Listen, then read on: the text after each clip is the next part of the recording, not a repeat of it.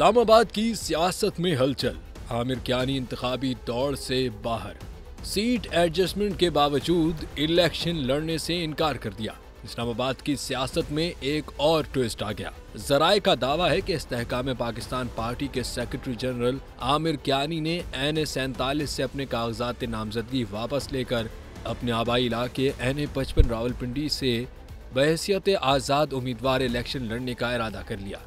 वाज़ेह रहे कि इस्तेहकाम पाकिस्तान पार्टी और नून लीग में इस हलके पर सीट एडजस्टमेंट हो गई थी, लेकिन ड्रामाई सूरत हाल तब हुई जब आमिर कियानी ने अपने कागजात नामजदगी NA-47 इस्लामाबाद से वापस ले लिए। जराए के मुताबिक आमिर कियानी अब आज़ाद उम्मीदवार की हैसियत से अपने आबाई हलके NA-55 रावलपिंडी से इलेक्शन लड़ेंगे।